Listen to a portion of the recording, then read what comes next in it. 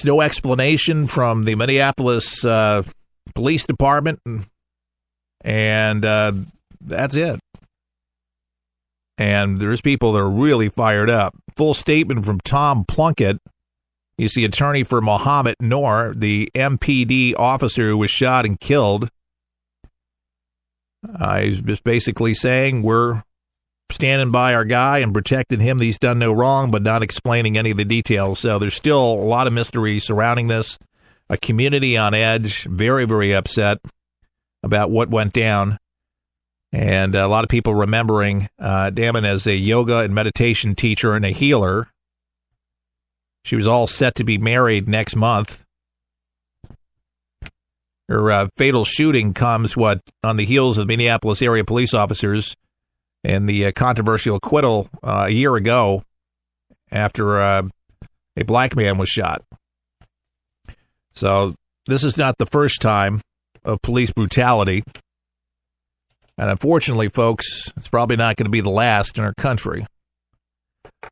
But when these things happen, we got to keep our folks accountable. We cannot allow this to happen. I hope the good people of Minneapolis know that we're on their sides and we're watching this and giving it the airtime that it deserves. But this is the stuff that I agonize with when, we want to support our men in blue. And we do hear it for the people. Don't get me wrong. We're not down on them because, like I say, 99.99% of police officers are good and honest people just wanting to serve and protect us. But in this case, when you're going into a situation or a scene, and especially you're called for a domestic disturbance and there's some violence that's reported, you turn on your body cam. It's mandatory operating manual procedure for officers to do that have them, and they just decided not to do that, or their dash cam on their vehicle was off too. 2 officers in the car, and then the woman's in her pajamas outside, leaning into the car, and then she gets shot in the abdomen. What went down? Accidental shooting? I mean, that'd been easy enough if somebody just it accidentally went off. I don't see that it would just be such a coincidence. I really doubt that would be the case. But I guess you could say it. That he had his arm out and for some reason it went off. There was a malfunction of the gun. Who knows? But she was shot, killed in the abdomen, and man, it just hit just right, just got her, killed her. Husband in tears. And a community frightened. And this puts police officers in a bad light altogether. You live in a community, you want to believe that you can trust these people, and then you get these bad apples on the street, and you wonder why there's a lot of people that don't like the police. And this is a shame. But I say this, don't let the bad apples cloud your judgment on police officers. You don't need to treat them badly or, treat them harshly or call them names or anything like that. But to me, it's a sad day in America when you see more of that. It's headlined. It becomes the story and the conversation of the day, where you get officers not following procedure, and just because of the mere fact of so many witnesses that were in the area that actually saw this thing go down, they're going to go with eyewitness testimony. They're going to go with what people seen. And, who knows? Maybe there's some cell phone coverage where there's some video and some audio that might be surfaced. That 911 call is yet to be released. So it'd be interesting to see exactly what she said when she called 911 about this parent assault in the alleyway at her house. But she ran down in her pajamas and said that she was leaning into a car, and then the next thing we knew, she was shot and she was dead.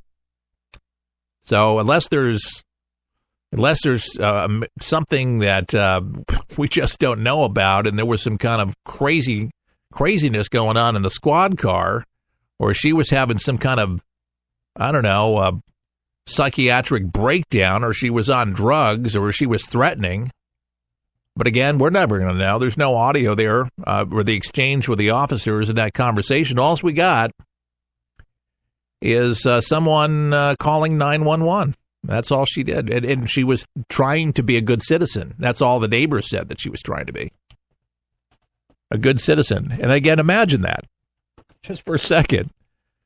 Your son or your daughter, your spouse, decides to call 911, and the next thing you find out, your wife is shot in the abdomen by the police officers that she called and summoned to try to help somebody else. Ain't that something? It's definitely a bizarre story. Bizarre. And that's basically what a lot of the locals are just calling it. Officer Knorr extends his condolences to the family. There's a statement by Knorr. That's what he says. Our condolences to the family and anyone who has been touched by this event. He takes their loss seriously and keeps them in his daily thoughts and prayers.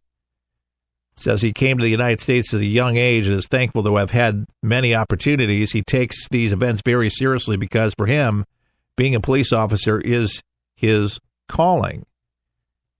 And it says he joined the police force to serve the community and to protect the people of the area. Officer Knorr is a caring person with a family he loves, and he emphasizes with the loss of others. He empathizes with them for the loss of what they're going through. Says the current environment for police is difficult, but Officer Knorr accepts this as part of his calling. We would like to say more, but will in the future. And at this time, however, there are several investigations ongoing, and Officer Knorr wants to respect the privacy to the family and asks the same in return during this difficult period. So full ongoing investigations into this Minneapolis officer who fatally shot the Australian woman.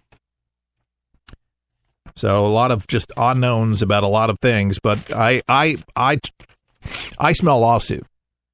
That lawsuit, yeah, I smell that. I don't see how they're going to get around that unless she got drugged, unless she was taking some drugs and she was just flipping out and she was out of her gourd. And you know they're going to do an autopsy. They say she was a healer, yoga instructor, pillar of her community type of woman. Everybody loved her and knew her. It just doesn't seem in character, but again, some people fall out of character and they do a lot of things. So who knows? And they say, it's too early to make any judgment or even assessment right now because we really do not have, what we know is that there's a woman dead and there was no dash cam, no body cam, and they were supposed to do that. We don't know anything more. But that's where we're at. That's where we stand. And there was a statement from Knorr, who shot this lady.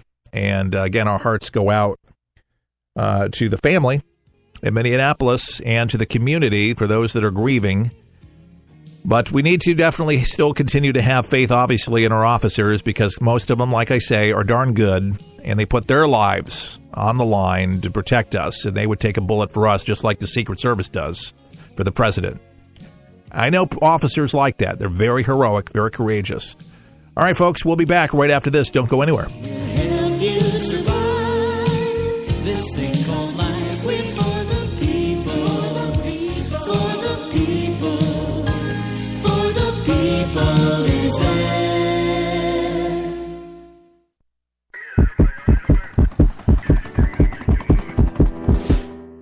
Hi, I'm Mike Linnington, CEO of Wounded Warrior Project. I'm humbled to announce a major milestone in service to our nation's wounded warriors, their families, and caregivers.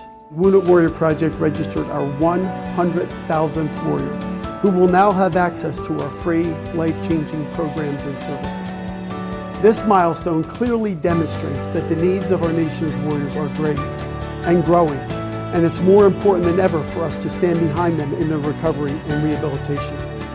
We are as humbled and honored to serve the 100,000th warrior as we were to serve our very first warrior, Mr. Brian Bean. Brian. I would like to personally thank those of you who supported me and thousands of other warriors and their families through Wounded Warrior Project over the past 14 years. The impact of your efforts will be felt for decades to come. On behalf of everyone here, thank you. Get ready, get set for 123 Ready TV, the brand new app that everyone's talking about for your PC or Android device that allows you access to most every movie or TV show ever made. Sound incredible? Well, it is, because once you pay $19.99, that's all you pay. Just the movies and TV shows you like without the hassle. The internet streams everything already. What 123 Ready does is it finds them, then delivers them directly to you, commercial-free. There's nothing quite like it, and it's available now at forthepeopleshow.com. That's forthepeopleshow.com. And before you buy 123 Ready TV, watch the video and see how simple it is to start watching all those movies and TV shows. If you like movies and TV shows, but don't enjoy paying for all of them, no problem. Just pay $19.99 and start enjoying countless titles and entertaining TV better than anyone. Get your 123 Ready TV for $19.99 at forthepeopleshow.com. Just click on the store page. Some things in life need a little attention. Like a plant. If not watered, it begins to turn brown. But if watered properly, its leaves turn green again. Like a plant, For the People needs watering too. Your thoughtfulness provides sustainability for us to grow and reach our full potential. You see, For the People depends on you to broadcast this program to help inform and educate folks so you can make a difference right where you are. Grab your watering can and join us as we endeavor to make a difference in people's lives each and every day. To donate, go to forthepeopleshow.com. That's forthepeopleshow.com. Just look for the watering can and water as much as you can. At For the People, our garden is full of opportunities, and planting something allows others to enjoy the benefits. At For the People, our mission is simple. Give you the news that matters with good old-fashioned common sense, mixed with a conservative point of view. Simply log on to our website at forthepeopleshow.com. And your daily dose of common sense, Mr. and Mrs. America. I am Keith Allen. Our Twitter is Talk to Keith Allen, hashtag Talk to Keith Allen, Allen spelled A-L-A-N, and we're on Facebook and all of that, YouTube, you name it. You can find all of that stuff one place, forthepeopleshow.com. If you want to be plugged in, you can start following us and weighing in on some of the stories, and a lot of you are already taking advantage of that. And we take seriously your comments, your concerns, where you're listening. Even if you just say hello, that would be great. Let me know where you're listening. And if you enjoy the show, and again, your comments, critiques, and we're always open for critiques, and that's good. And a lot of letters we'll actually read on the mail, on the air.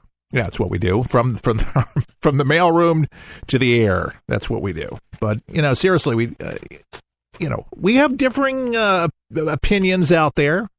We have people like to add to things or show us things. You got stories, clippings from your local newspaper, and you want to email it to me. That would be great. You need some attention on a particular item that you feel like it needs more attention. We'd be open to doing that. So if you got some time on your hands, you want to possibly be a quasi-producer for the People. We can't eye every newspaper, but you can in your community. And you got something that we should see and lend a little airtime, that would be terrific. Here we go again, folks. Here we go again. FNN. This is FNN. Yeah, FNN, the fake news network. That's what Donald Trump calls it. We used to call it the Clinton News Network, but it still is. But they're fake news. And they make up news, and, they're hateful. They got venom coming out of their mouth towards Donald Trump, and it continues. You think that it will never stop. It's not going to stop. I thought that they might do a different tune when they fired those folks, but it was just grandstanding. They had to do it because they made up some stuff on Russia, on Donald Trump. Of course, a lot of people don't realize that, but here we go again. A CNN political commentator. She's repeatedly referring to President Trump as your president. Yeah, she was on a panel Monday, and she was basically refusing to acknowledge him as her president, too. Who am I talking about? Angela Rye. She appeared on John Berman's show, and it was for a discussion with former Republican Representative Jack Kingston on Russian meddling and political collusion with Trump campaign, which they just love to talk about, trying to cause a collusion conversation, trying to collude Trump Jr. and basically said, do you really think that they would have 5 people in a meeting room? This is John Kingston. Do you really think 5 Trump associates